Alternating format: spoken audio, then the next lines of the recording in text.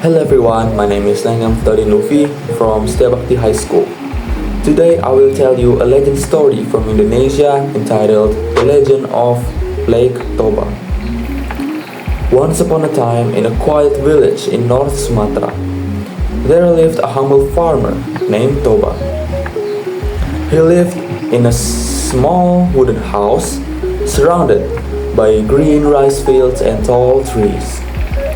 Every day, Toba worked hard planting rice and catching fish to fill his empty stomach.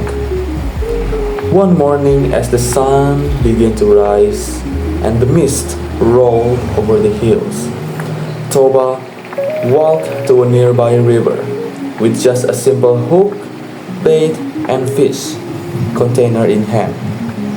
He whispered a prayer. "Oh Allah, please let me catch a big fish today," he murmured. He threw his hook into the calm river, sat on a rock, and waited patiently. Minutes passed, and suddenly his hook tugged.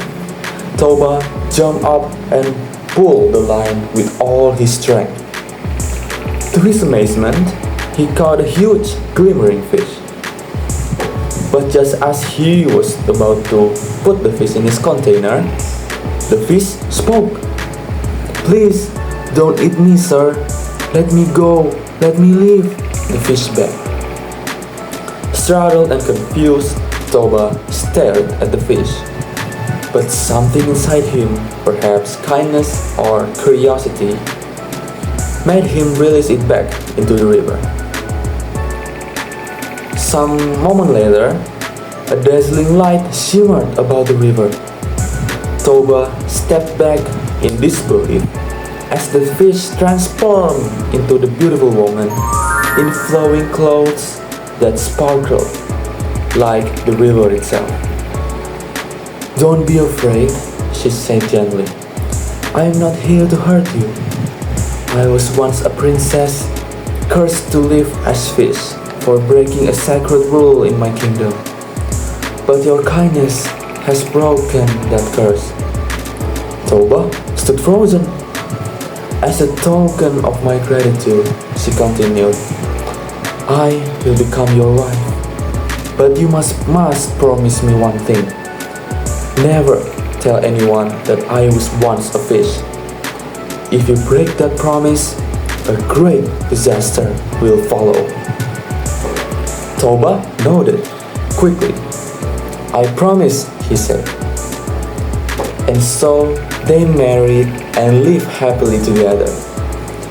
A few months later, they were blessed with a son, whom they named Samosir. He was a healthy, handsome child, but he had one strange habit. No matter how much he ate, he was always hungry. Years passed. One hot day, his mother asked Samosir to bring lunch to his father, who was working in the rice fields. Samosir agreed, but on the way, his hunger got the best of him. He sat under a tree, opened the lunch, and ate it every last bite. Then, with a full belly, he dozed off inside the small hut. Meanwhile, Toba, tired and starving, left the field to look for his son. He found Samosir sleeping and shook him awake. "Where's my food?" Toba asked. I ate it," said Samosir sleepily. In a flash of anger and exhaustion, Toba shouted, "You ungrateful boy! You don't even know who you are! You're a fish!" Silence fell. As soon as those words escaped his mouth, the sky turned dark. Thunder roared. The earth shook beneath his feet. He had broken his promise. Suddenly, his wife and son disappeared into thin air.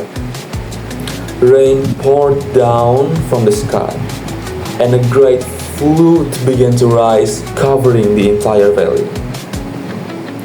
Where Toba's house once stood, now stood a massive lake In the middle of it was a small island, the last place Samosir had touched before vanishing.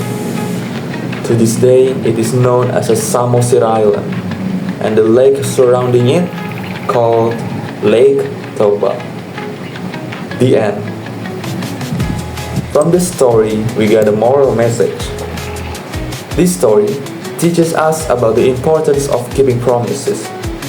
When we break trust, even with good intentions, it can lead to pain and consequences we can undo. It also reminds us to be kind to others, as small acts of kindness can lead to great rewards. Finally, it shows that anger and careless words can cause damage that can never be taken back. So we must speak with care and act with wisdom. Thank you.